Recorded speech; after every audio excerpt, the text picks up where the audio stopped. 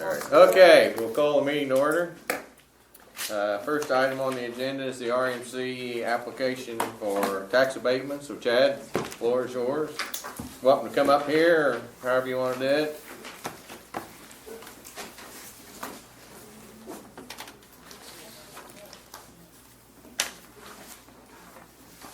Should be 7 copies. Is that enough? Okay. Yeah. So we're requesting tax abatement on our new facility. A little bit of background on the project. So Parke County RMC is a nonprofit rural electric member-owned cooperative, headquartered in Parke County. We do serve 6 counties: Fountain County, Montgomery County, Clay County, Vigo County, Putnam County, and Parke counties. From our headquarters, we serve about 12,500 meters. 6,100 of those meters are in Parke County.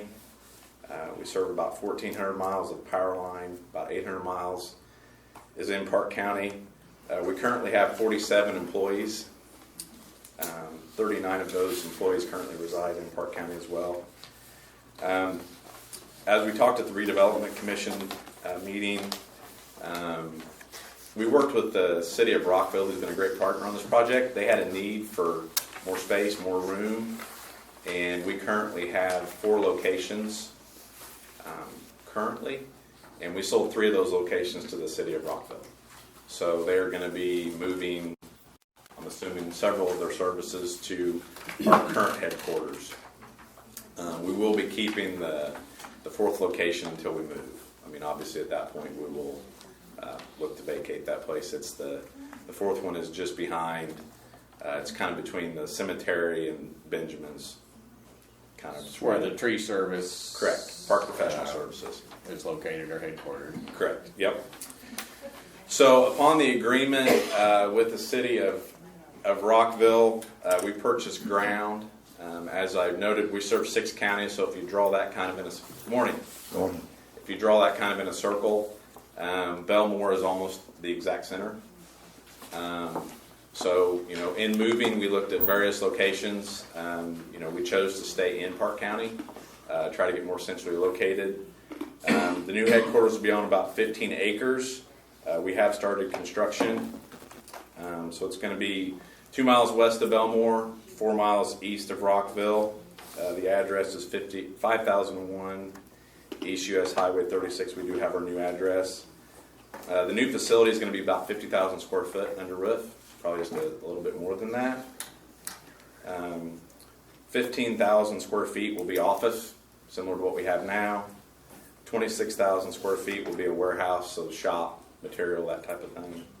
And then, as you alluded to, John, our tree trimming service is moving with us. So when we looked at moving, it didn't make sense to go from 4 locations to 4 locations. We're going to go from 4 locations to 1. The new tree trimming service will be about 9,300 square feet. We have had the property rezoned for commercial general business, and that has been completed and approved as well. If we do get the abatement, the plan to go forward is to hire 2 new employees, so our employee count would go from 47 to 49. Could you talk a little bit about, as you did, and I know some of this is redundant, but we have a new audience here, about what I know about the employees, what they might be doing and where they might be, as we kind of talked in redevelopment. Sure, absolutely. So we provide a service. That's our overall goal. We serve the members of those 6 counties, obviously from 1 headquarters. The majority of the work that we do is out in the field. So whether it's line work on the lines to maintain the 1,400 miles of line, or it's tree work to trim the trees on 1,400 miles of line, it's a lot of work. And as we all seen with the recent windstorm, we had over 1,400 people without power. I don't have the exact statistics, but I'm going to say probably greater than 3/4 of the outages were tree related in some fashion, whether it's a dead tree falling out of the right of way or something fell or broke something of ours, because the majority of our outages was down wires. My goal would be to provide more services to have less outages. That's at the end of the day our goal, because the less outages we have, the better customer service ratings we have, and it makes people happier. If your lights don't go out when you have the storm, it's a good thing. So, while we don't know exactly what the jobs are going to be, but my goal, and one of the things that I share with my board is the largest line item in our budget is tree trimming, for obvious reasons, because we're in a very wooded area. But every dollar we spend is a dollar, at the end of the day that we can save to keep members' lights on. So one of the things you talked about was, it always boils down to dollars. How are we going to pay for this? And Yep. and this has been published on. So could you go over how about on the base rate, what you're looking at, and how much it might cost an individual on the meter, or whatever you call it? Absolutely. On the meter. So we have on our residential rates, we have two charges besides the tax piece, obviously. So you have what they call the facility charge. So if you think about it, that is the 1,400 miles of lines and transformers and poles and things of that nature just to get power to the transformer or to the meter at your home or farm or business or whatever. And then the kilowatt hour charge is how much you use in your home. So if your bill goes up because you use more, or your bill goes down because you use less. The new facility is going to raise the facility charge between $1.75 and $2.25. And obviously that depends on what the costs come in at. Right now, the two firm costs we know is the dirt work cost, because we're not done, but we do have a locked-in contract with that. And we've also already ordered our pre-engineered metal building from Nucor Steel. We know what that cost is because, we ordered the building actually, months ago just to make sure we could get it because, a lot of material has a year lead time out. Right. So I hope I can come in on the $1.75 in. Sure. But, worst case scenario is it's going to be a little over $2. Mm-hmm. Yep. Of course, one of the things, and this kind of, again, I know this is somewhat redundant for you, sure, but no problem. Of course, it was raised at the Redevelopment Commission, and maybe you can kind of address this, that, you're unique in my mind because you are a member-owned utility or a Yep. cooperative. And the uniqueness is that you're a monopoly. You're not going to probably go belly up. You'll have to raise something on your members to keep that from happening. You're not like a regular business who could go out there and spend a bunch of money and fail. So that being said, and it was asked at the Redevelopment Commission then, so how do you feel like that we deal with that in the fact that you could go to your board and say, well, I need 2 more employees, and they need to raise maybe the facility charge or however you pay for employees, and I'm not sure. So could you kind of talk about that as to how you see that? Or in terms of like our expenses? Well, any way you want to answer it.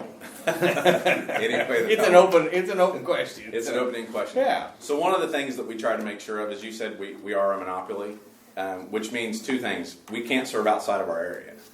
So I can't go on the other side of the road where the service line is. There are defined service territory lines in all 6 of those counties. And you'll see wires on our side of the road that we serve, and you'll see wires on the other side of the roads, unfortunately, sometimes, and we just can't physically serve over there. And it's not because we don't want to, it's because by law we can't. So we don't have a choice. But in terms of going bankrupt, you are right. I can tell you the volatility that's happening currently has caused some utilities to go bankrupt. If you look down in Texas, if you remember, I can't remember the exact name of it, I believe it was Winter Storm, maybe Uri, 2 years ago, there were utilities that did go bankrupt down there, which is obviously a worst case scenario. Right. The one thing that my board tries to do is we try to remain as cost competitive as we can. So what does that mean? We don't raise rates just because we can. Every dollar that we spend gets scrutinized by our 7-member board, which is made up of our membership. So our members elect our board openly in a democratically controlled process, and they're the ones that choose whether or not we spend an extra dollar or we don't spend an extra dollar. And they do that on an annual basis. And the thing that I try to make sure of is from a rate perspective, I try not to give rate shock. So what do I mean by that? I try not to wait longer periods of time and then have rates go up a significant amount. Because I feel like in my own personal life, if things can either go up or down gradually, I think that's better than having a rate shock. Cal, anybody, rest of you want to ask? Let's put some information out there, just more or less for the audience in the video. In the application here, as Chad stated, there's 47 current employees. The salaries are almost $3.4 million.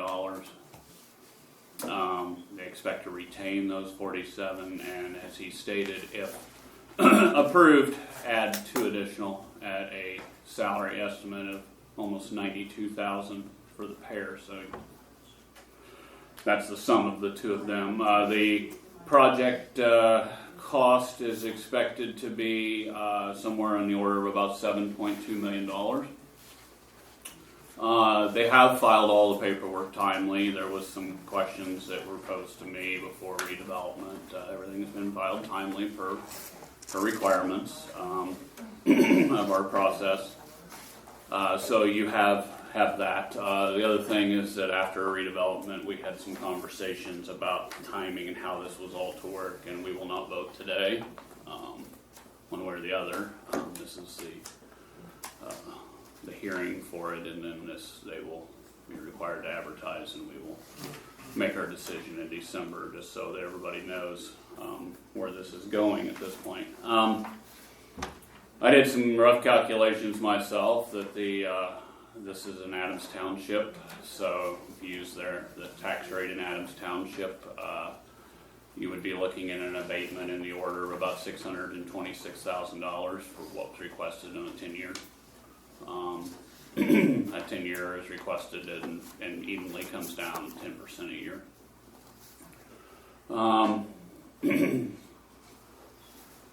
So there's that. Some of the other things that we had talked about in the redevelopment commission that hasn't been hit was there was some questions about how you're going to get there, and the entrances were going to be off the county road to alleviate further expense with dealing with highway access, which is good. And I don't have anything else that we haven't kind of brushed on at this point.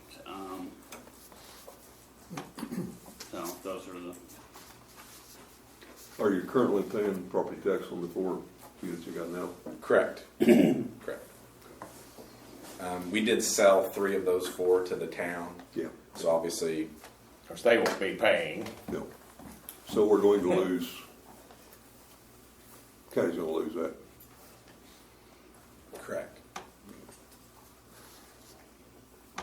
Questions for Chad?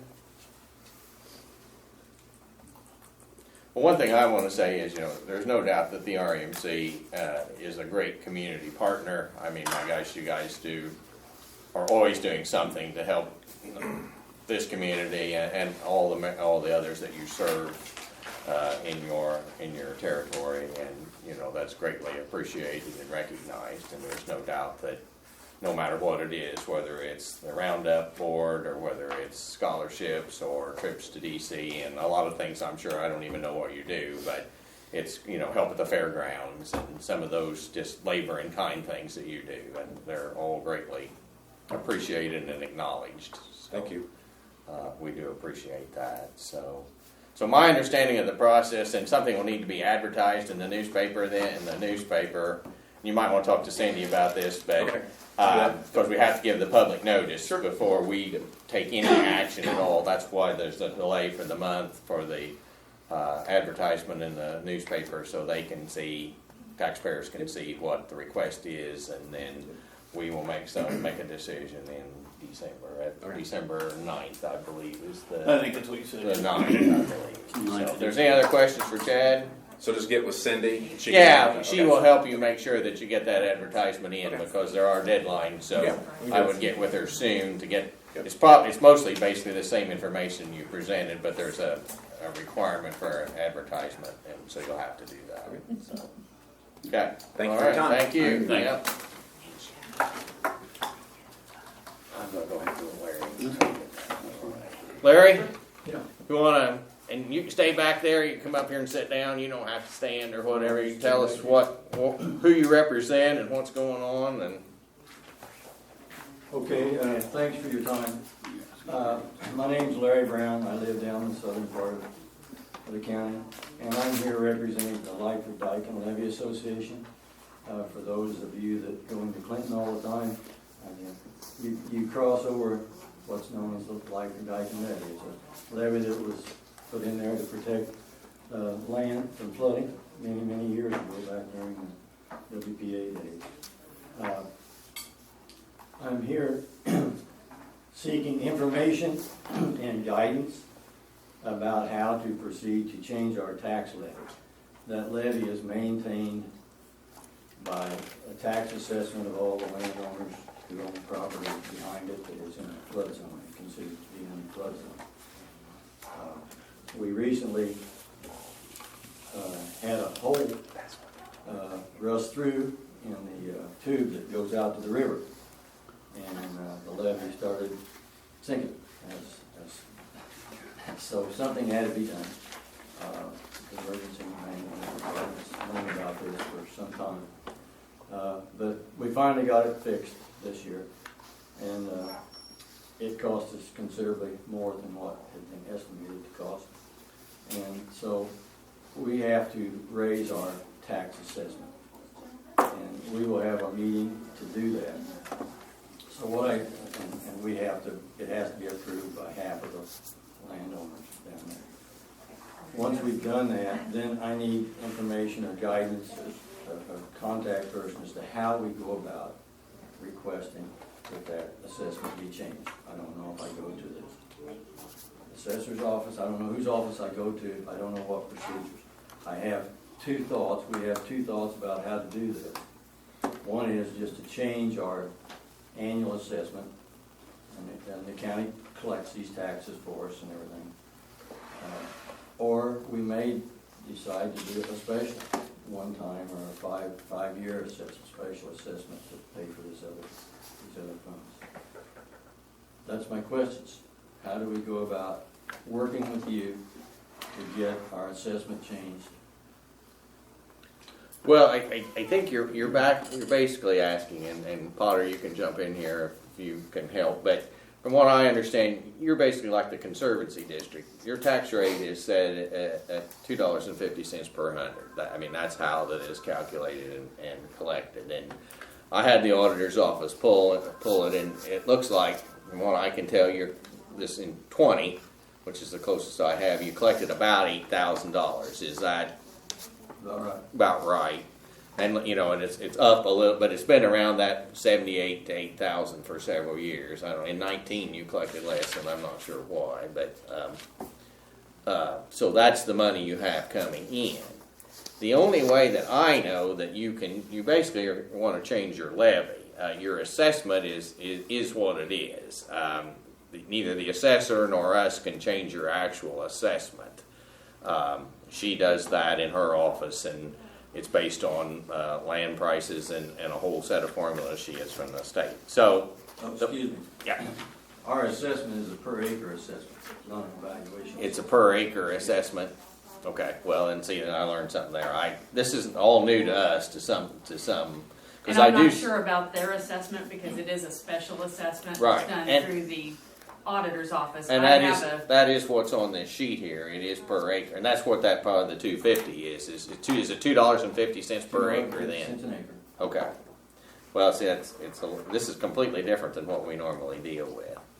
So. Well, not necessarily, because all ag land is on a dollars per acre basis anyway. True. So it's Right. it's That's the same true. thing. That's true. So the way I see it, you're going to have to go to the Department of Local Government Finance, who we have to deal with as well, and see if you can do an excess levy appeal. And I have the name of the lady that we use that is assigned to us, and I have that for you. The only way I know of is that there's like basically 4 types of appeals that you can do. There's annexation, which doesn't apply to you. 3-year growth factor exceeding 2% doesn't apply to you. Correction of errors doesn't apply. Shortfall or emergency situation. So there's and I'll not go over all of this, but in this packet that I'm going to give you, it goes over what a government unit can do to make an appeal because you have an emergency. And you go through this process, describe the emergency, and the Department of Local Government Finance is the one that will rule as to whether or not you satisfy the criteria of having an emergency or not. That's about all we've been able to find. I mean, Potter, do you think that is that how you see it? That's how I see it from what little bit of research I have done, yes. And I'll give you all this information. I mean, we don't control that particular, your rate, or how it's calculated for that matter. We're under the same rules as everyone, as the DLGF controls these things. So I know that's not a lot of help for you, but I mean, maybe it's a start. Okay. And I'll give this to you. And this lady, Kathy, Stockoff.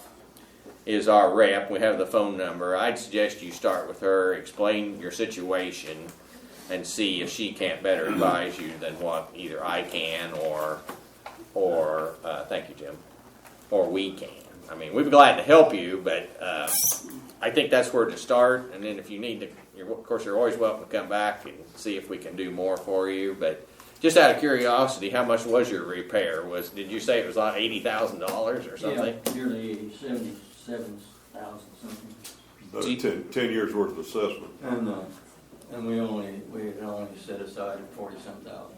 Is that all you have at all? I mean, do you have other monies, or is it that's the money? That's it, and we have to maintain the levee each year, which that costs about $4,000 a year to mow it, and keep the brush off of it, and keep the trees trimmed back, and so forth. Mm-hmm. If I could ask.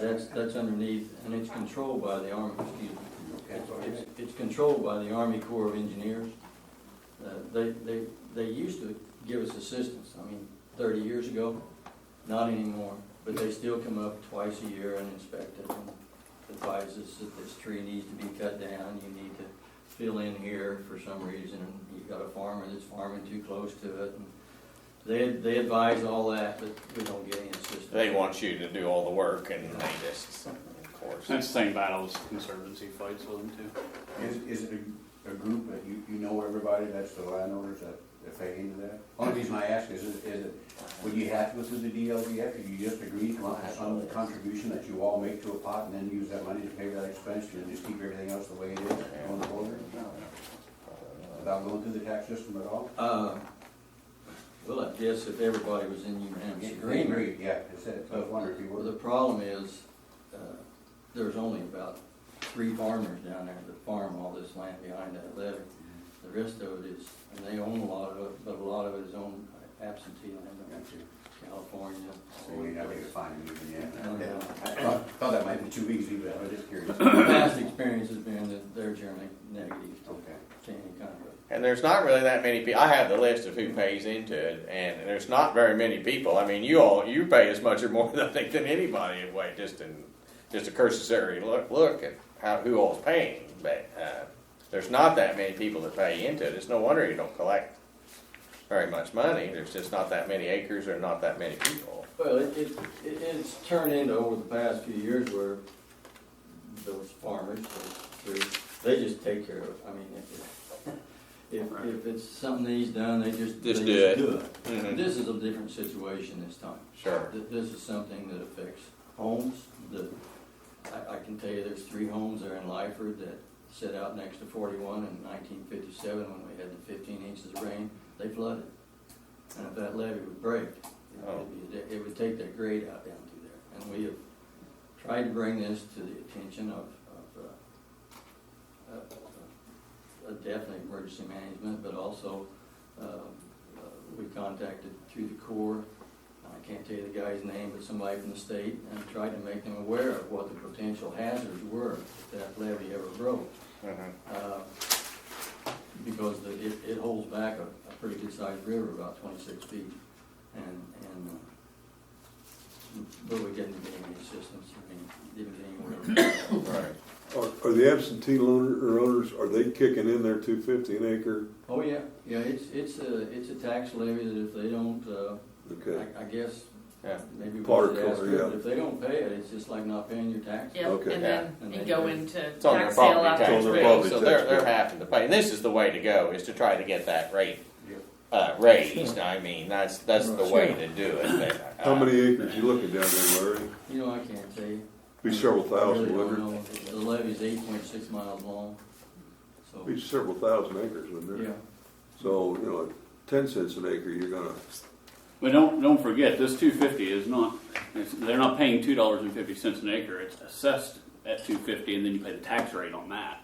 So you get the tax rate. No, they pay $2.50 an acre. We get $2.50 an acre. Well, then you can do the Yeah, you can do the math on this. Do you come up with that? Because then you're not talking very many acres at $2.50 an acre, folks. See, You get $7,000 a the year. acreage is about 3,000 according to this. Is that, do you think that would be close? About 3,000. So then there's not nearly as many acres behind that as I thought there was. Okay, just 3,000 Starts acres. on Lafayette So, Road. so, you know, that's, Goes down behind two rows. There at Armyburg, that's, go down. No, it doesn't go that far Anymore. anymore, no. Are you familiar with Lafayette Road? well, it's just not that Yeah. bad. See, she said that this is That's acreage. where it starts. Yeah. And that property right there. I mean, And goes to the river. And it goes down behind two roads. All right, so Right there, yeah. Larry, that name and stuff, that's Yeah. our budget rep, that's the field representative for this county. And that memo that's written, that John also gave you is Fred Van Dorp, and he's generally the expert on things like this. It might even be wise to start with him. Kathy would get you to the person that you need to talk to. Fred will know, more than likely, but he may not be. He's more of the budget wizard side of the DLGF.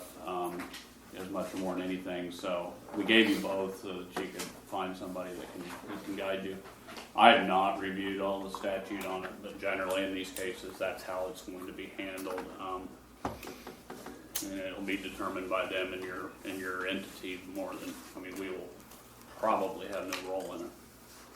So locally, if I have questions, Kathy, someone that I would coordinate with. Kathy will be your guide as far as helping you get the process rolling, yes. And I don't know where she's even located at. They don't set out the state. The DLGF doesn't set out the state like in regions. So she has counties scattered all over the state. If I remember right, she's somewhere in southeast Indiana, maybe. But call her and. you can call her and talk about what you want, and she can surely guide you to the right person there. And then you'll go forward with them. And if there's anything any of the rest of us can do to help grease those skids or anything, we'll be glad to do it, of course. Well, if any of you have any ideas about where to seek grants, which we've tried to, or low interest loans, we would entertain that. Well, she's not here yet, but that door says Cindy Todd, and she is a grant wizard. Okay. I would certainly get. She's not here today. I would certainly get with her. We She's can very mention good it at to her or something. finding grants for things that are very obscure. So Okay. she would be an asset too in that world.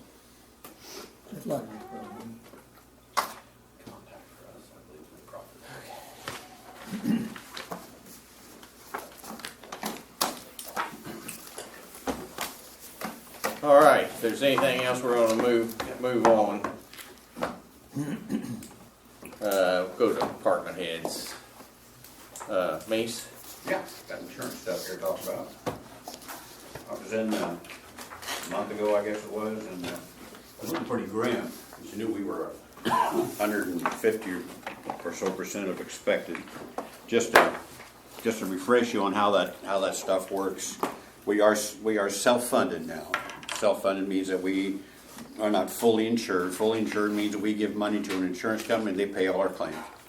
And if we don't have enough money in the pot, they're going to raise our rates next year to have to put more money in the pot. And if we put more money in the pot than it costs for claims, they get to keep whatever the excess was. So we don't do that. We hire people to do our administration of our claims. We have reinsurance that we buy. Reinsurance means that if our claims get above a certain level, then we are insured for that, and that company will pay us back. It's just like car insurance or anything else. Some years you use it, some years you don't. Those are all the fixed costs. Those that we do negotiate with the providers to get the fixed costs. I was expecting those to be 15% or so. I really thought we were going to be brutalized with inflation as it was at that better than 8%. With our claims last year on the reinsurance alone, we cost the insurance company, Anthem this year, about a little over $200,000. We paid $300,000 about for the reinsurance. And then this year they've paid us back about $500,000 because our claims were so high this year. We had three particular claims that were excessively high. And so we got about $300,000 back from that. So we came out on top of that purchase, a couple $100,000. Typically you don't, and you don't want to, because if you're getting money back from the reinsurance, that means all your claims are too high anyway, so you got beaten up by the regular claims. It's just some protection above catastrophic stuff. So anyway, long story short, we fully expected that to be in that 12-15% range. The group that we're now with, R.E. Sutton and Associates with Brown & Brown Insurance, we were contracted with Anthem to do our third-party administrator stuff, our TPA stuff.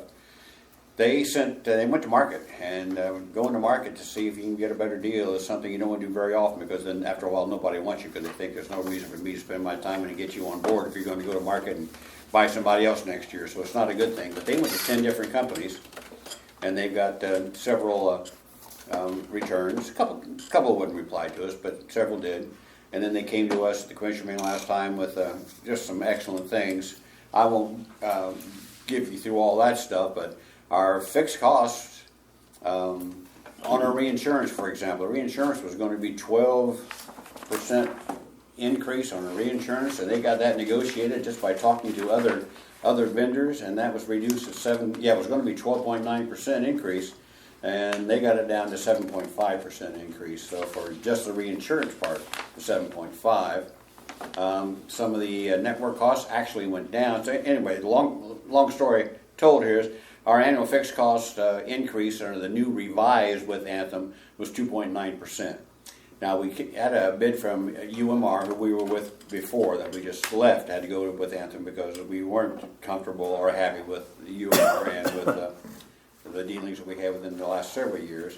They actually had a lower cost than that, but again, we'd be making changes that we don't really want to make if we don't have to, and Anthem has better discounts than UMR has, and we will make that up, that difference in what we would have saved by going with UMR versus staying with Anthem. We will more than make up just for the discounts available going through Anthem as opposed to going through UMR. So that was a kind of a wash for us. So the commissioners decided that we would go with Anthem's renewed renewal on the fixed cost of 2.9%. We're making the move, as you know, again, trying to get to that 80-20 split with the employees and the county. This year we will be at the 83-17, so we have 3 more years of that movement, which just simply transfers 1% each year of the cost of the insurance over to the employee side versus the county side. It used to be 90-10, which nobody does 90-10. Most corporations are even 75-25, but we're happy with 80-20. We've been marching over there close to 10 years. There were about 3 years there that it wasn't done, and I never understood why it wasn't done. That was an auditor thing, but it wasn't done. Then we picked that back up again. Now we're still making that march back. So the expected claims are still high. I'll just give you one more number here. A rolling 12 is you take 12 months, starting from this date back 12 months, and compare that to that last date 12 months back. It's not an annual thing as far as calendar year, but it's 12-month comparison. So our 12-month comparison rolling last year, I can tell you where we were.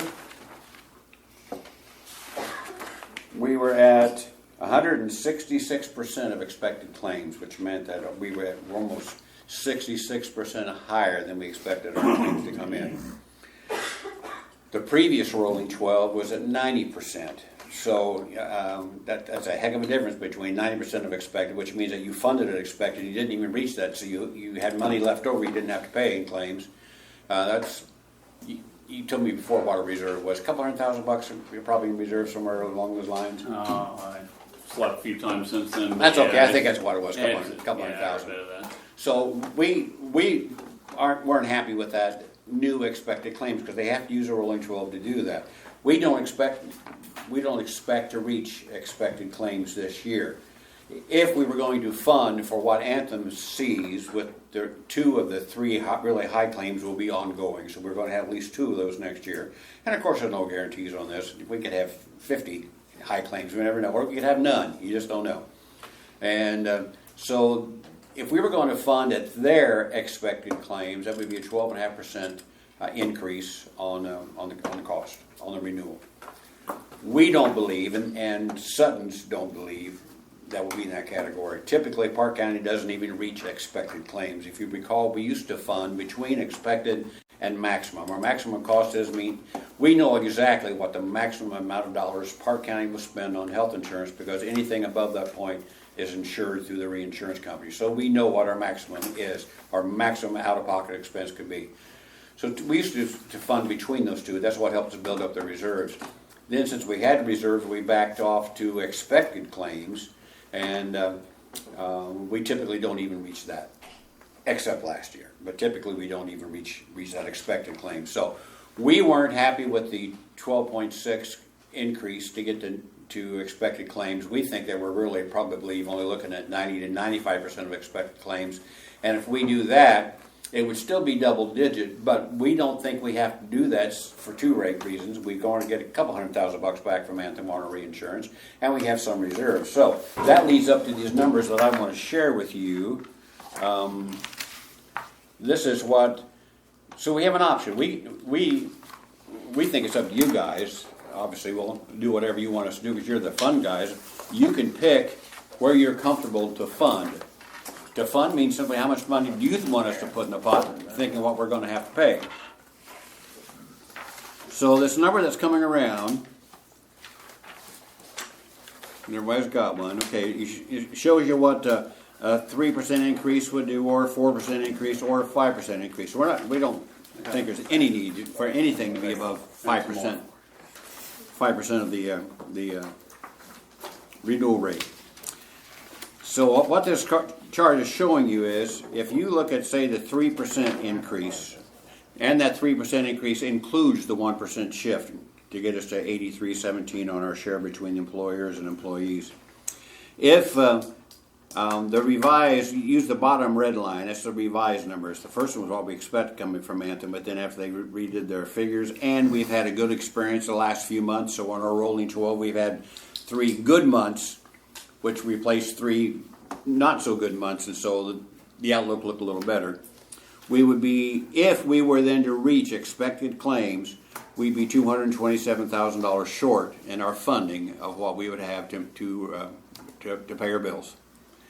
We have that in reserves, and we're, like I said, we're going to get that back anyway on this year on our renewal insurance, on our reinsurance. If you went to 4% increase, that deficit between, and that again, if you reach expected claims, we'd be $213,000 short, and if you have a 5% increase, we'd be $198,000 short. If we don't go to expected claims, then we may not be short at all.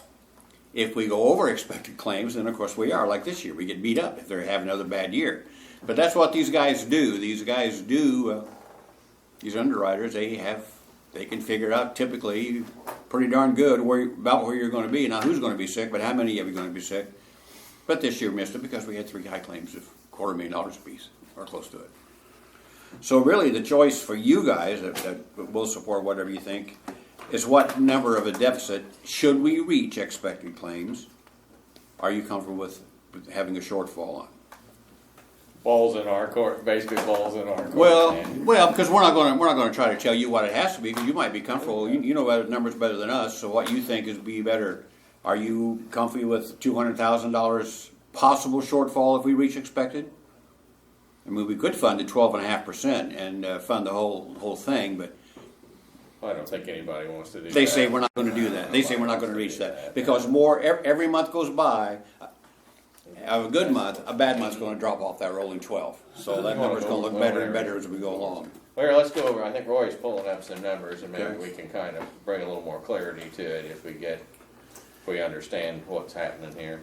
Okay. As of this morning, the balance in the self-insurance fund, so that's the holding account that employee deductions and the line items and the various places in the budget go to, and then these two could answer better than I. If the bills get paid out of there, they get paid out of somewhere else, but it's $4,700, so I think that's where that all comes from eventually, right?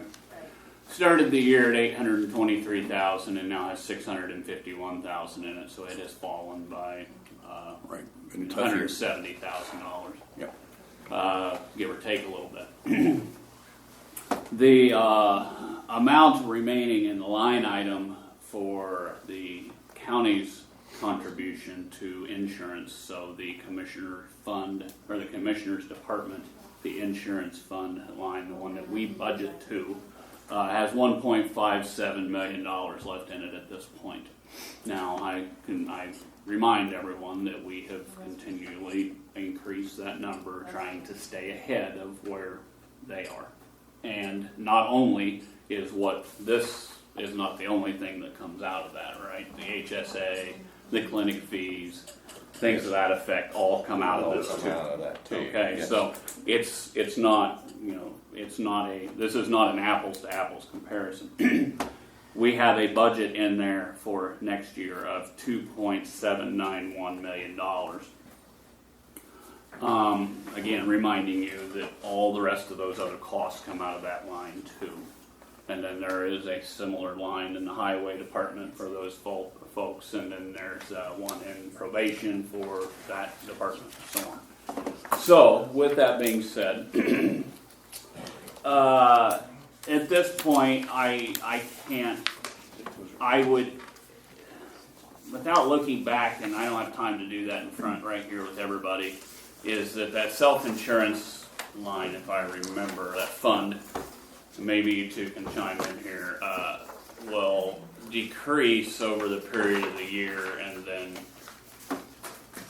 a lot of times later in the year would start to come back up maybe a little bit because people have hit, because of some of these reinsurance situations, but it may also be the other way around because I've never paid that much attention to it, that it goes up and then comes down as people hit their deductibles. I don't know how that really works.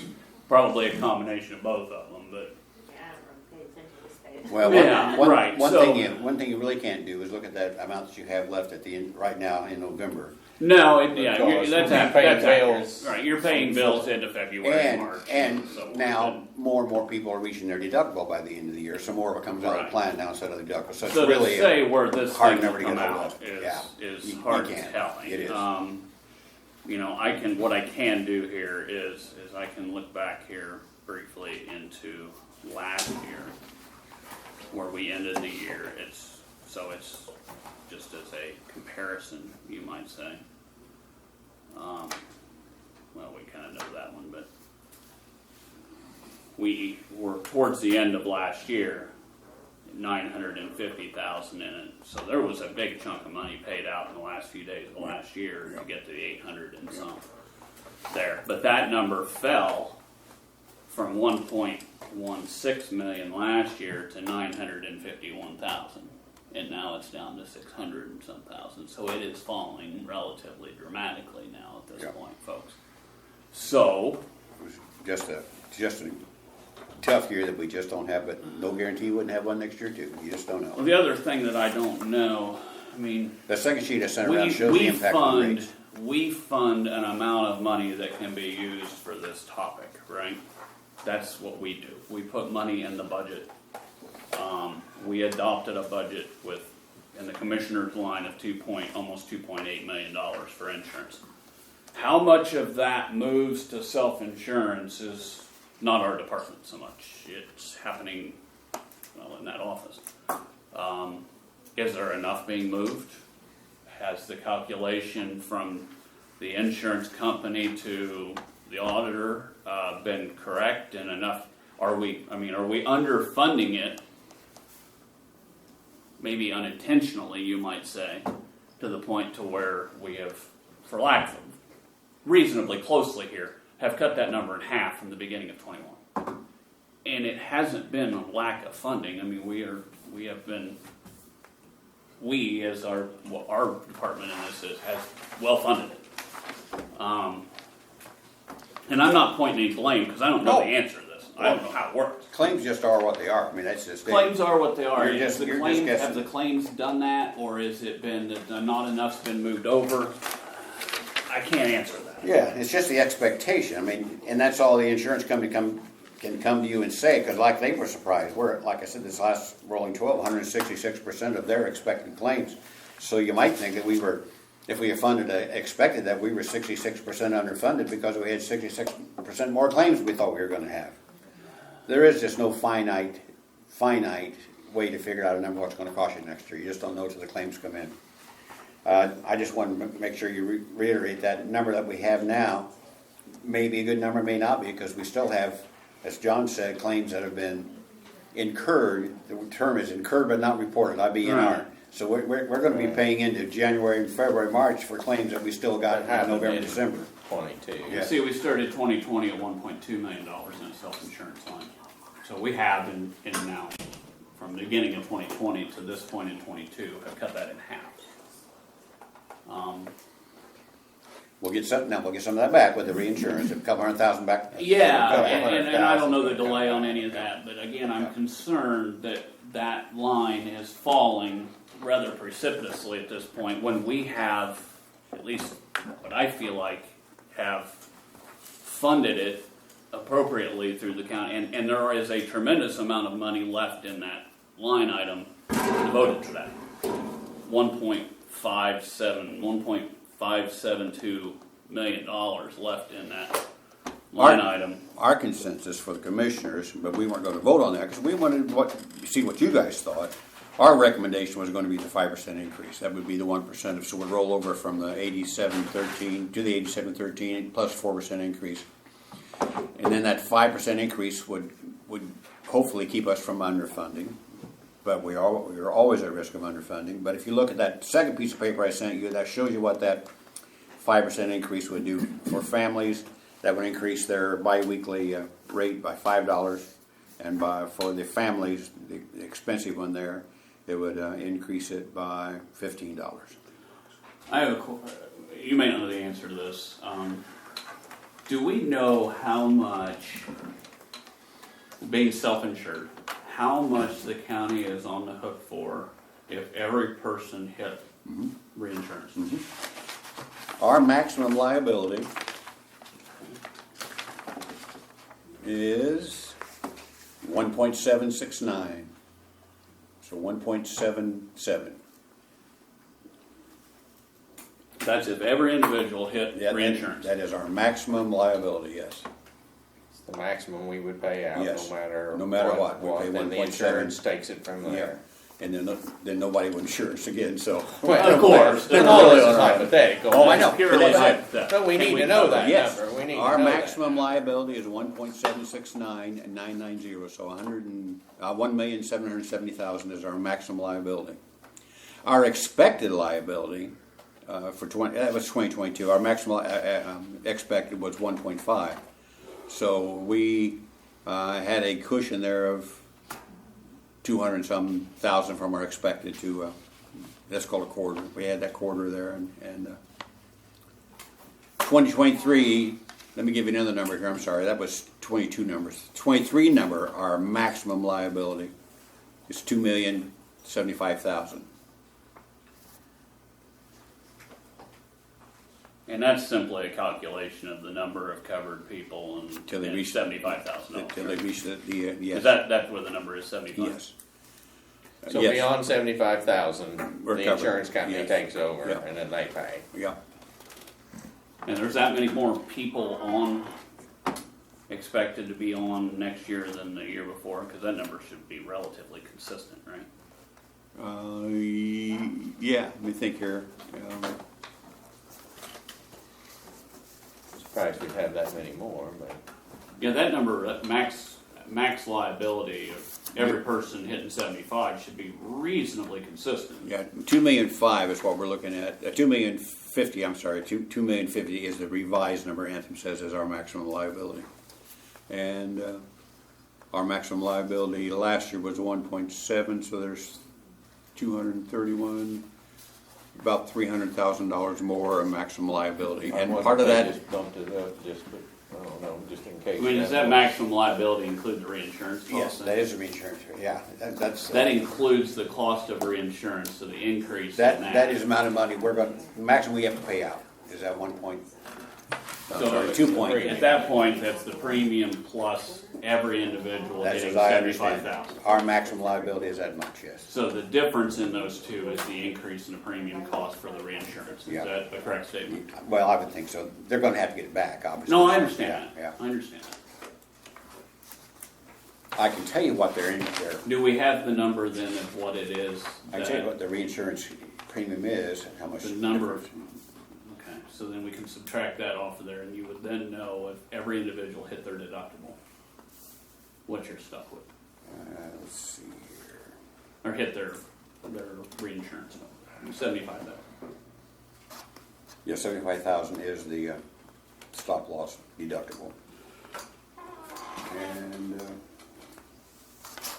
trying to see a number here.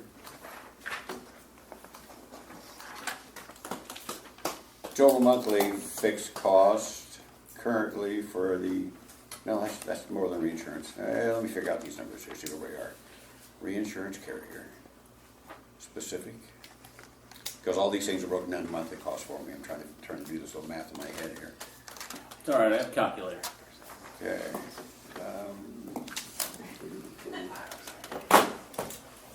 So you pay for a specific and you pay an aggregate. Specific and aggregate means each individual has a specific stop loss of 75,000. The aggregate is, if you may not get to every employee get to 75,000, but as a group, and I don't remember what that number is. I want to say that's, well, I shouldn't say. I think it's 2 million, but I'm not sure. So you have a group maximum too. You don't have to have every employee get to the stop loss of 75,000. So the group maximum is the one that matters. Group maximum is the different one. It's one that matters too. And I can't tell you what that is. I just don't know what that is.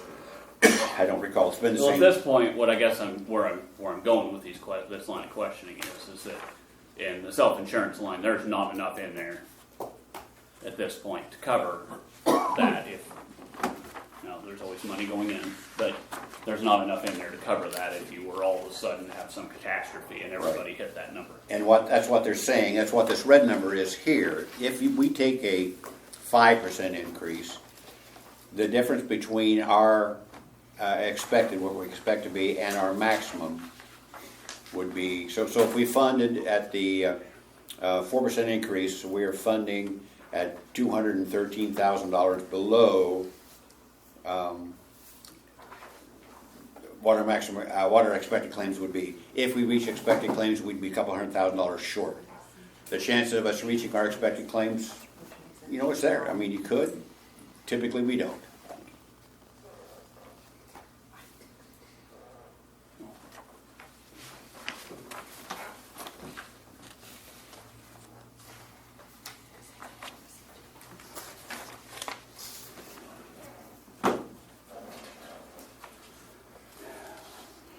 So, like I said, to reach that 95% of expected claims, fully funded would be a 12.5% increase. And when do you have to have the answer? Yeah, do we have to answer today? got to be pretty quick. Well, It's the end of the do we year. have any idea, here's the last question I have about it is, do we have any idea what the cost of everything else is that rolls into that? The clinic, the HSA, do we have a number for what all those are? Because this becomes a mathematical equation of how much money there is in a line that we put in there. And if you add, those are, I assume, going to be relatively fixed. I think those are, yeah.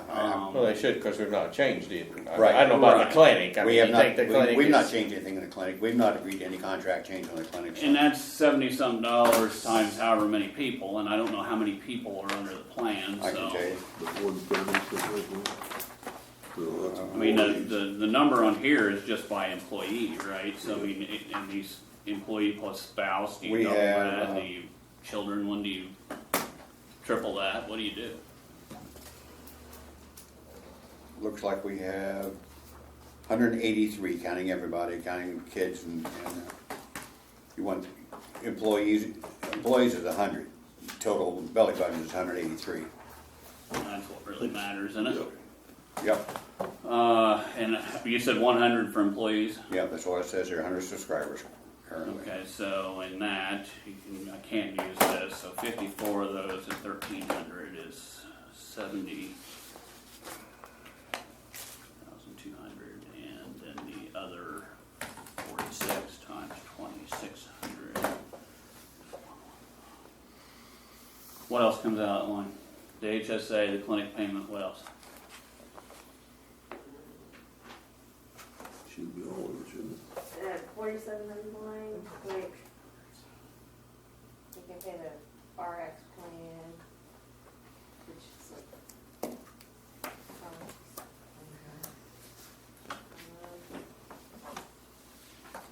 not for sure. Just double it to be safe, how about that?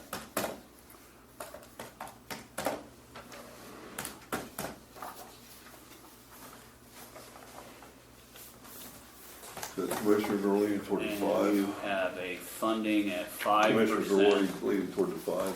We were fine with that. That would include the 1%. That Just 1? 1% move is included in those percentages. These are the interest rates.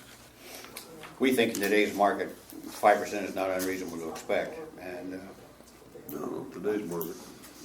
I'm surprised with inflation as it is that it's that small. Maybe she'll get So something. $1.5 million is a 5% increase, and it covers the entire insurance cost through Brown and through Sutton. Okay.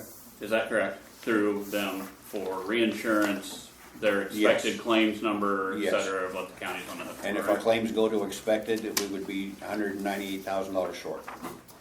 Okay, so.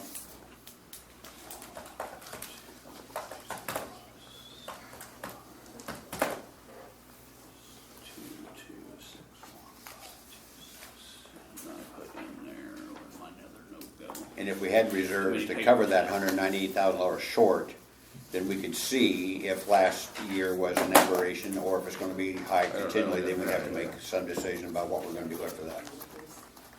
I don't have it. No, it's right on the paper.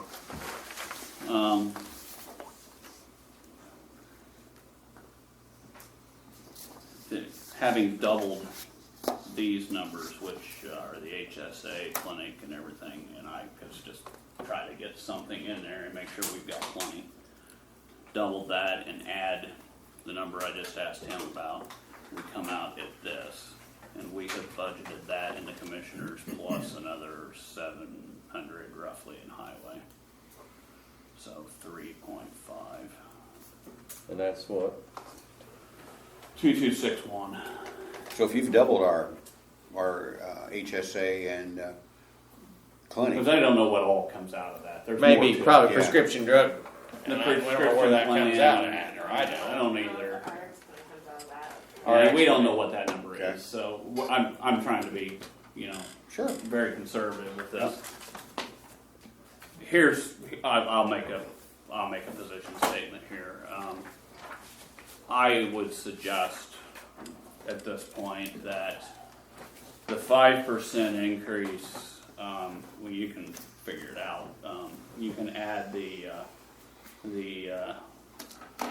198,311, so 200,000 to that 1.552 to get to essentially even, and recalculate that. Even back from up. last year then, what you're saying? What I'm saying is on this page, Larry, the way I understand what Jim said is if you use the 5% increase of the annual funding number of 1.552 million, that we would be short $198,000 If of we what reach they expected predict will claims. be the case, right? Is that a correct statement? So That's add how I that to understand it. it, yes.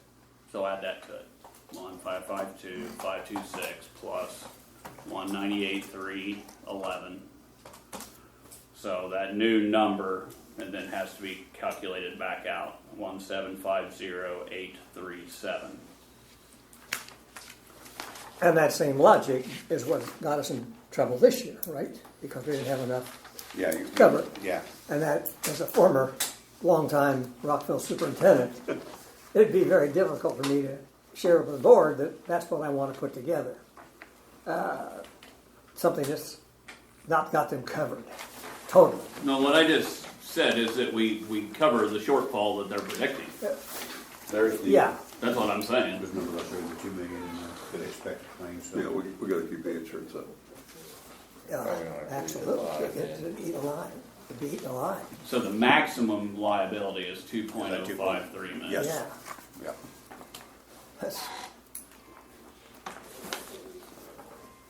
And that's- Well, the only reason you do that is if you want to start building your self-insurance fund back up, because, Yes. well, I mean, it is reasonable to expect that you won't ever, Yeah, you hope so. very rarely case, and we have, at this point, the $300,000 in the self-insurance fund in reserve if that did happen. So, I mean, that's, I'll put that proposal out there. That's, somebody I'm has a thinking different one. five, You're probably thinking would of do five? 5 plus the 200,000. So whatever that's 6 or whatever that number percentage is at that point. and 5 what- plus. And what does that mean then? What he's saying? Well, he's saying that we don't gamble on that coming So you're saying we're not 198,000 gonna short. gamble. I'm saying you don't gamble on them on their expected claims number revised. Right. That you add that to the Right. 5% increase. And this year is what cost us that, right? No, because we. I thought that's what you said. No, what it's saying is that number that he calculated there is the maximum amount that we would have to pay, but that maximum number would be, if we fund at expected claim level, if we fund at 5% and we reach expected claims, we'd be $198,000 short. Right. So his suggestion is that we go ahead and do the 5%, but also add 198,000 to that too, so it may end up 6% increase, whatever that number comes out to be. But that would be, That would be covered. every penny would be covered. Yeah. So What in I'm my saying- mind, we Yeah. really don't have a surplus. That's my point. You have a surplus built in there now. That's in the ledger. You're betting that everybody's going to use it. That's what you got. Yeah, yeah. And we got bit by that this year. Well, we did, but we had the money there because we had Right. built up in previous Right. years to have Well, let that. me put it to you this way, Larry. We have over budgeted this to the tune of $1 million. I understand. Sure. And I don't know why that money hasn't ended up in the self-insurance fund. I can't answer Yeah. that. I don't know. But as far as our line of work here, we have budgeted more than what they have asked for. Right. And we are still ahead of that even in this case. That's as I understand it. That's how I understand it. Yes. So why the self-insurance account has fallen, and if that, I can't answer that.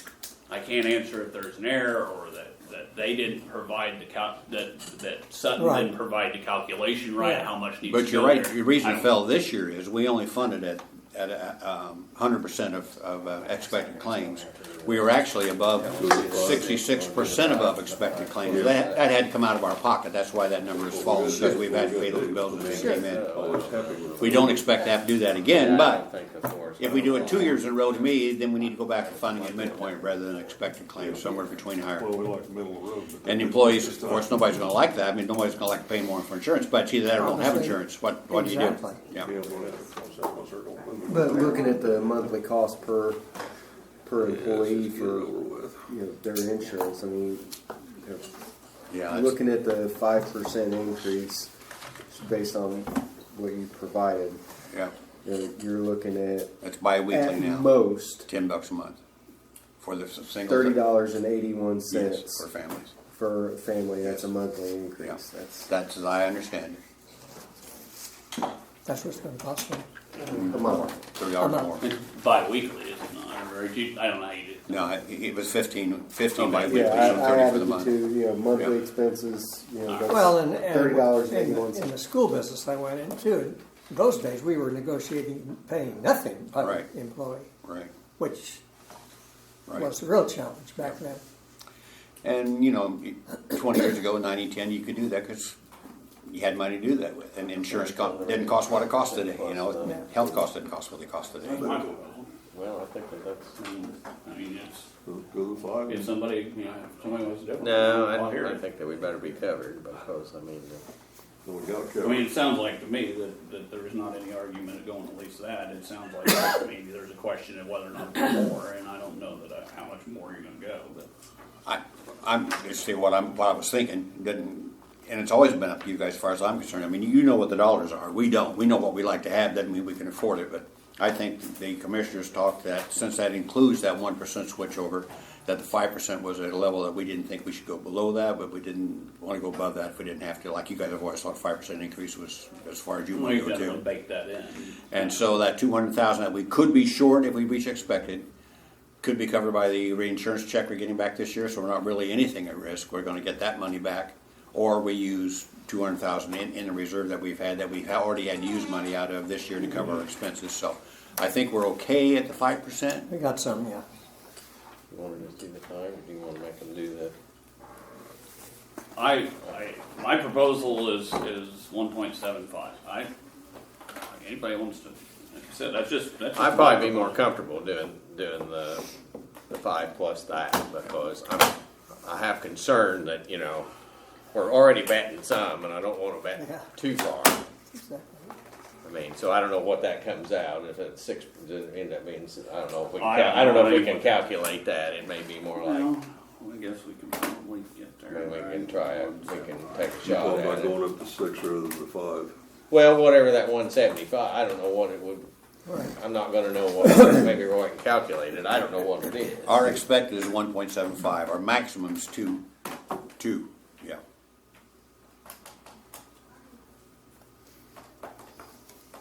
So we could, even funding at expected, we still could be on the hook for $250,000 if we were to go to maximum liability, because we're only going to be funding at that 1.75 level. And isn't that one of the downsides of us not being with the company totally as compared to what we're doing? Because You're going to pay. You're going to pay it anyway. well, You'll pay it in premiums if you Yes. don't. I mean, this is the Next year whole you're idea of gonna get it, yeah. self-insurance is. And that's why we have that 600,000 left. It was 1 million before because right. we put more in the pot than we Takes that needed, much. and we I got to checked keep the it math. instead of the insurance company getting Right. to keep it. No, we don't do that. Yep. I checked it to make sure I got that, because I got that first number. I'm like, there's no way. To get another 198 is going to be how much? Well, That's exactly 5% right there. right, 5%. You Okay. know? In order to get another 175,000, it takes 13%. Well, That's that's- not it. no. It's an 18.4% increase. To get to 198. The additional part. To get another 175,000. To get another 198,000. Oh, I thought. Okay, what was 190? I'm sorry. Let's see. That's Yeah. what it is. That's what they were saying. That's why the number I gave you a while ago for them to fund to 95% of expected, not 100.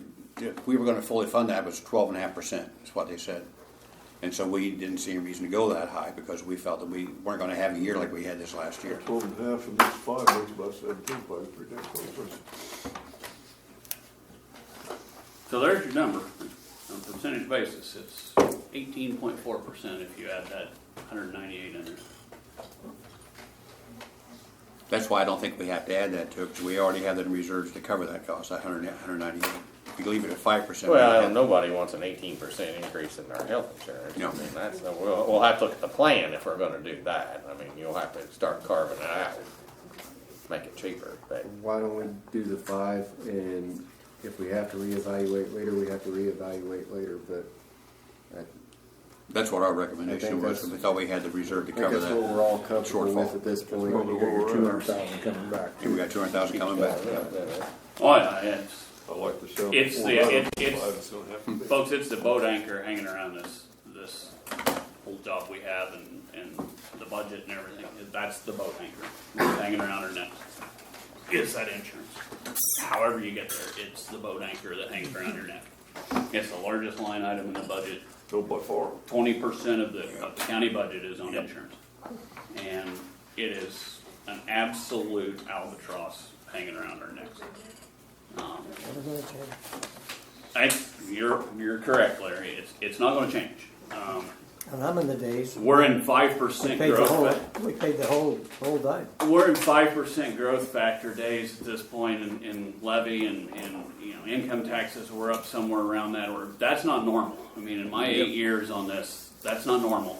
And several of you've been here a lot longer, and I think you would agree with that statement. That's not normal. But when you take your largest line item up 5+% every year, you can't, nothing else gets taken care of. And that's the sad part about the health insurance, because that's things you can't control. That's inflation right there. And now we're looking at it. I was surprised really that it came in as low as it did. With we were looking at 8% last time I was here, 8%. So I think what I'm hearing is that we'll support 5%.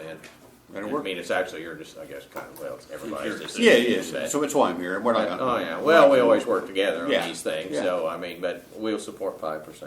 Okay. We'll just, I'll let them know then. That's Trade basically them. why employers stopped offering it. Yeah. Well, that's ago, why, right? I was telling somebody earlier when I started at Nucor, I mean, it didn't cost me anything. Right. By the time I left, it was $100 a week. Yep. Yep. I mean, Why tell the doctor to get a BMW every other year instead of every year? Hold it down. okay. Maybe we should just write an ordinance that they can only get sick every other year and cover that. When I started teaching, there was no such thing as health insurance. no. Nobody talked about it. Do you have anything else? No, that's all I came for, that 5%. You just went to the doctor. That's all. All right. Okay, well, 50 years thank ago. you. Yep. 50 years ago. Bonner, make it short. Fodder? It's my responsibility. Well, just for the council's information, we took an Exoff contract to the commissioners based off of using ARP funds and what the council has committed to, and it was signed Monday night and has been submitted. So thank you very much for your support of each of our offices to get this software upgraded so that we can do our jobs properly. We appreciate that. Henry? All total voters for Parke County is 10,137. We had 4,568 cast votes, which is 45.06% of the county. And we only Wow, they wanted to go, didn't Yeah. they? Good. And we That's had good. nine provisional ballots. I thought it was 6, it was 9. 9 provisional. So we had a good turnout. Election day went pretty smooth. We had a few technical issues. And all, we had issues at the end of the night with the state's website that caused myself and my voter person to be there till 10:30. Well, they're still counting in Arizona, so at Yeah. least you got to do better than that. Feel good Thankfully, that we're not. we're not doing that. The Democrats win anything. Did they what? Win anything. Did they win anything? Parke County? In Parke County? Well, Are there any? not that I'm aware of. I just want to point out you brought that up, not me. So I I'm a can hazard. introduce any politics into it. So, but oh, we like you anyway. So. It's only been 20 years. Yeah, well, I'm still hoping you're going to switch parties, but I'm. Chris, Well, there's always a chance, right? there's a chance. If they keep going somewhere. I was gonna get your permission to junk the park van. It's pretty much a health hazard at this point. The rear axle's coming through the backboard. It's already junk. You know, Yeah. I've seen it. I was gonna get about $250 from it from Mecca Auto. So I actually think, and Jim, you can correct, I think that you have to go to the commissioners because they would be the title of the Yeah, property. just go up through the chain. We're fine with it, Oh, but yeah. you'll have to go to their meeting because they will declare it surplus. Yeah, or I gotta have however him they sign the did. title You'll deed. have to sign. But Yeah. But, we're fine with that. and then I also had the annual report, some of the projects that we completed this year. You know, it's like to have a good director, you get these things. oh, no kidding. Chris, you threatened to leave, I'll kick you. Hey, come on. One of the big projects that we accomplished this year, we teamed up with the Frisbee Crossroads of Terre Haute, and we took over 100 bags of 60-pound bags of cement and poured the 4 out of 7 remaining T-pads down there in the valley. So we just got 3 left, and I've already got enough bags for 1 more pad, so we're gonna do that in the spring. So get it knocked out. Fantastic. So. And then we also dropped about 44 dead trees. We teamed up with Lane Tree Services, and those trees were already dead and posed a threat to our campers. So that's how we started the year out. Hear nothing but good things about that park. Appreciate it. Heard Got a more, good crew. I've heard more good things about you in all the years I've been here. Well, thank you. Excellent. Doing a great job. Yeah, that's Good deal. Appreciate the report. Right. Yeah, you'll have to see the commissioners about, they'll, I'm sure, be happy to deal with that. And just keep in mind, he was our choice, we chose him, just so you know. Park board submitted that recommendation. Thanks a lot. Thank you. Did you guys need me to stick around for the transfers? No, I don't think so. We got it. That's fine. No, Thank you, guys. You agree with them, right? Yeah, you're fine with it. How you feeling? Are you feeling good? Yeah. Kurt, you're finally up. Sorry it's been taking so long, but it's one of those meetings. I just got a couple things. A reminder, the extension annual dinner is the 29th of November. You should be getting notices. RSVP if you can through the office. Did get some sponsors for that to keep the cost of the dinner down, so I'm proud of the extension board doing that. Did hire the secretary position that's filled now, and also the HHS 4-H position that was open is filled now as well. So they will start here within the month. So Good deal. Good deal. Okay, thank you. Thank you. Sheriff? 72 inmates right now. We generated about $143,000 for the year so far. We picked up Sullivan County's inmates back in September, so we've been housing them. What do we got? 8 today. We've had up to 15 of them, so generating some revenue again on that. And then the furnace replacement's going on right now, so hopefully by the end of next week that should be over. So the plumbing project's done, and this will be done. And then the siding issue, I think, is the only We're outstanding. still waiting on sighting, trying to figure that out, I guess. I think he said he's going to try to rebid that out in the spring. See if we can't do something with that. Can I ask you guys something? Sure, just of an opinion. course. He talked the other day, he's applying to Stark County, do the same thing as Stark County did for us. Well, this is, what's his name, technically? Yeah, and I volunteered to go up there to speak to their council, commissioner on board, council has questions. I volunteered, drive up, it's only 3 hours, go up there and go to that meeting and convey anything to them that I knew. Have you guys had any concerns with him and the way he's done business or anything? Is there anything you'd like, as a council, would like me to share with another council as a concern? I think, of course, those things are your call, but, no, I think we've been I fine. haven't with really it. dealt with him, so I mean, can't- I've been to a would few of the be unfair if I presentations, said it I isn't, ain't been to the presentations, I mean, he seemed to be on top of the scope of work, and of course, one of my always complaints is we get a cheap base bid, and then there are always these extras that they add on, Right. and he has worked, no change orders are a nightmare for a council, because you tell us it's this, and then it comes in. And all these jobs he's done, we've had no change orders, which is amazing to me that we don't have. Well, it always is. I wasn't sure he could do it, but so far so good. But Yeah, I'll tell him that. change orders. That to me, that's the best thing as far as recommendation for him is just no change order. Is he communicating well with you? So okay, all right, Chris. Yeah. Want to give you a quick update on grants and then ask you for a few minutes. The first thing is a grant that we got to put generators, like at the highway department. I would like a loan because I'm not going to get reimbursed in time for the end of the fiscal year. We'll get that money back. I think there's $6,000 in that account. And that's something that was similar to what we did last year. What's the fund number? Anybody know the fund number on that? Yeah, fund? it is 8163. All right. We'll deal that in December. What's that? We'll deal that in We December. can do it in December. We can't do it today. And it requires a resolution. The next thing is that the state denied us that grant for the $150,000 to do the new dispatch console. And so the next step in that is to look for a different grant from maybe USDA. It won't be as much. We got the state salary reimbursement grant awarded to us for this year, and that was $18,450.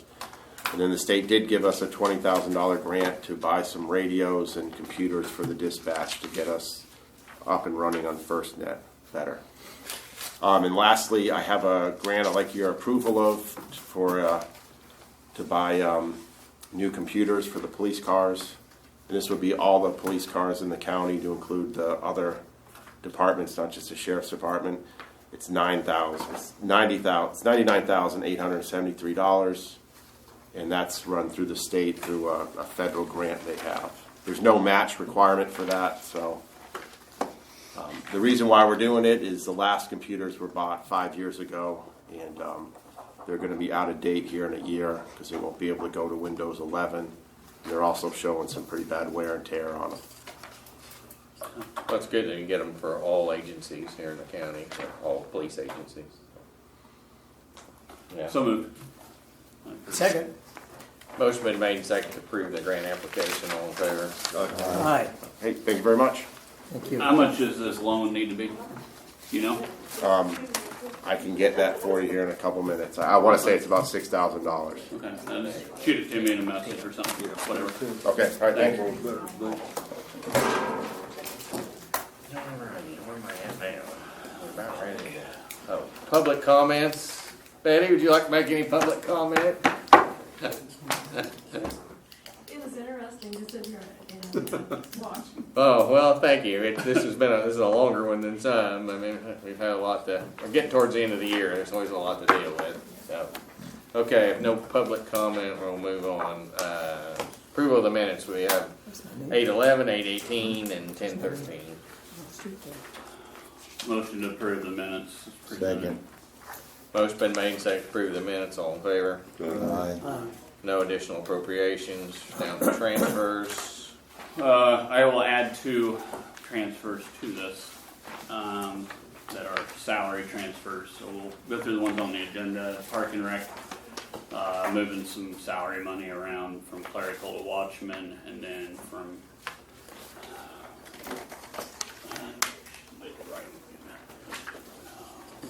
whatever 5,100 is. Utilities. All right, so then from unemployment to utilities, so those are the Park and Rec ones. We have some movement in MVH restricted from what is it? Culverts to equipment for 1849. EMS postage to service contracts, certified EMTs to service contracts, and Julie's not here and I didn't read her report yet. We'll read that afterwards, but that AccuMed contracts in that service, and the more they bill, the more the contract is because it's a percentage of the billing. So, certified EMTs to building maintenance, and as you recall, she can move money out of certified EMTs to being shorthanded. Certified EMTs to vehicle maintenance, and certified EMTs to part-time, and then in public safety, special events, medical supplies, and travel to clinic supplies and local health trust. Those of you who followed the saga with the health department and the health registrar's pay structure might recall that this was proposed as an additional that we would do in December, but transfer opportunity has shown up to allow that to be done by transfer, so we won't have to do that. I'm also adding the following 2 transfers to this list. In the health fund, 1159-0001-1121, that is the part-time nurse line, to 1159-0001-1501 for $242. That 1501 line is the extra clerical, the registrar. There are a couple things that happened here, but in the end is in November of last year, we as a council approved the additional hours, increasing the hours of that position from 25 to 29 per week, since a grant was taking care of the nurse. So we made that agreement with the health board. We haven't corrected the fact that there's 4 more hours per week. So that will be dealt with through that transfer, and the next one, which is in local health maintenance, 1168-0001-1123. Again, the part-time nurse line to 1168-0001-1501, extra clerical line for $2,461. That will allow for the local or for the registrar to be paid equally from those 2 funds on a per hour basis. and that should correct it and have enough funds in there to get to the end of the year. And then we will have a couple additionals next year to fix, again, the 4-hour issue, because I didn't calculate it in the budget either, so blame me for that one. Questions on the One of my many transfers? failures. Questions on the transfers? Motion to approve the transfers. Second. Motion been made and seconded to approve the transfers. All in favor? Aye. No reappropriation of funds, pay the jury. I make a motion, we pay the jury. Second. Motion been made and seconded to pay the jury. All in favor? Aye. Aye. No reappropriation of funds, committee reports, redevelopment. We heard the abatement request, the initial abatement request for the RMC that Chad was up here talking about earlier. Signed the amended interlocal with the town for the 41 North Sewer Project, increasing the upfront payment for that. That's what we consumed all of our energy in that meeting. Planning and zoning, Did not meet. courthouse security did not meet. New business, salary ordinance. Okay, so you all have a copy of the salary ordinance. This is ordinance 2022-12. You will note, as we work our way through this, there's always some changes, but the hourly rates are included. The regular hourly rate at $12.25, the permanent part-time rate at $13, the EMS overtime, or the EMS hourly rates are, as approved, are in here. Highway department hourly rates and the salaries as adopted with the 5% increase are in the salary ordinance. So this time I had Pratt check it, so maybe we won't re-adopt it 2 or 3 times this time like I generally do. That's just so he can lay some of the blame with the final. Find somewhere else to put it, because the last 2 years I we've checked adopted it. this thing 2 or 3 I times. checked it, and it seems like it's right. I mean, I did the best I could. So, I mean, I didn't run every number by any means, but we've checked it, and I'm not going to sit here and say that there's not an error. So, Typical it for is what it to is. Purdue. Typical. Easy now. All right, so anyway. Here, you check it. Yeah, Here, you yeah, check you want to check it? it. You check it. We don't go over 100 at IU. Okay. So do we have a motion? So moved and we approve the Parke County salary ordinance. Okay. Second.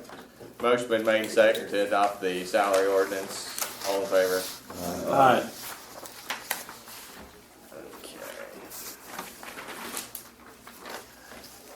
So I don't know what this is. wonder what the grant loan is that's on there. Do you guys have any idea what It's she's? probably Chris for the. I think that was, well, we have to do that by resolution, so it'll have to be next month. Yeah. Okay, That's that's fine. Really. So you ready to, we're gonna deal with the, going after that money for the bond? Yeah. So Jim, be listening to this, because the commissioners are gonna have to help with this, please. In early 2022, the auditor's office overpaid the departing jail maintenance person on his last check. That's been well publicized. We've talked about that in here, and commissioners have talked about this a number of times. The employee resigned his position on, or approximately December 30th, 2021. The Sheriff's Department submitted his final pay as $214.48. The auditor's office paid him $1,234.62, an overpayment of $1,020.14. The auditor's office and the county attorney have tried multiple times to recover this overpayment from the individual. The county attorney has been informed that this individual has filed for bankruptcy, therefore ending the possibility of capturing this overpayment from the individual. Further, in February of 2020, the auditor overpaid nearly all salary county employees at that time. For those that were still employed in July of 22, this was recovered through payroll deduction. The 2 elected individuals that were overpaid at that time and are no longer in office were billed their amount. However, this left many positions that the overpayment was not recovered. The amount of this overpayment comes out to $3,999.67. Through our conversations with the county attorney, the last remaining option to recover the taxpayers' money in these two circumstances is to file a claim on the auditor's surety bond. The county attorney has been working with the bond company on the process to reclaim these lost taxpayer dollars due to the actions of the auditor. Therefore, I propose that we move forward with the assistance of the county attorney in filing a claim on the auditor's bond for the amount of $5,019.81 to recover the taxpayers' lost dollars due to these actions. So the commissioners will have to adopt this as well. It has to be a group decision that we're out of options. I mean, we've made every attempt that we can, and so. That, as I understand, is the purpose of the bond anyway. Well, it is, and that's why we have a bond, and that's to protect the taxpayer, and it protects all of us, but the money's gotta come back, and so, I don't know, I mean, Nick's dealt with it and tried, and so Nick's this is been our working last with Branson step. on this, and he will be reaching out to the actual holder of the bond, right? Because I mean, the insurance company sells the bond, right? So he's reaching and has the contact information to do so. It is the understanding that he told me Tuesday night that there will be a $500 deductible. So we'll on have this, that so expense. We'll have that expense with it, and that we will. He is to get the all the information on what has to happen from there. But what he has the guidance he has presented is that both bodies need to pass a motion second and vote in the affirmative to start this process to go after this amount of money from the bond, because it's the, as we've said, it's the taxpayers' money. It's not ours. So we've gotta get it back. We have to get it back. We have to do everything we possibly can to get it back. That's our job. So we're gonna do that, we'll do that today, and then hopefully in your next meeting that you guys could do that as well. And if you need me to come or something to go over that or something, or we'll give you this, or I mean, I'll give you what I wrote up that I just read if you want. I mean, we're just here in a moment. I'm going to make a motion that we file a claim, and that's all we're going to do. Just file the claim, and then they deal with it. Then it's just. Send us a copy on it. I mean, that's what it's for. Sure. So everybody, we got to do a motion in a second on that. I'll make the motion second that we file the claim for. Okay. Motion by Roy, second by Cameron. All in favor to file the claim? Aye. Okay, so we got that. Yeah. A couple of housekeeping things. We normally set a year-end meeting just in case that we have to have it. It's a little too early for me to say whether we will or not. We'll cancel it. If we don't, we were looking at December 29th, 9 a.m. here. At this point, a lot of times there's a few last-minute transfers or something we need to mop up, so I want to go ahead and get it advertised so that we can have it. If we don't need it, obviously we'll cancel. Breakfast included? Yeah, you can bring it. That'd be great. That'd be great. Thanks. There's been some discussion about the mileage rate, and we'll deal with that in January. And the plan is then hopefully then every January we'll look at the reimbursement rate for mileage. We kind of just do it whenever somebody asks or complains. And I think the best practice would be for us to review it annually as part of our reorganization rather than to just kind of just do it whenever we feel like it. So the review will be in January.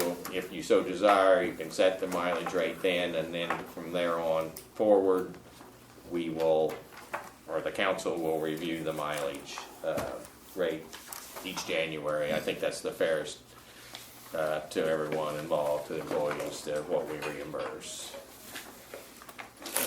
Anything else? I think that covers everything. Quick question for Yeah. the auditor's office. Are we still paying that claim of the emergency preparedness on the salary?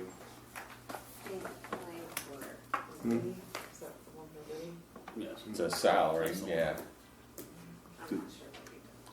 We probably should look into that, because with the council's new ordinance, that has to come before the council to be appropriated. So you might want to look at that. We passed that ordinance Over 30 days. 2 months ago, last month. It takes 30 days for it to take effect. So if that comes up you in the might want to claim, make sure that that's being followed.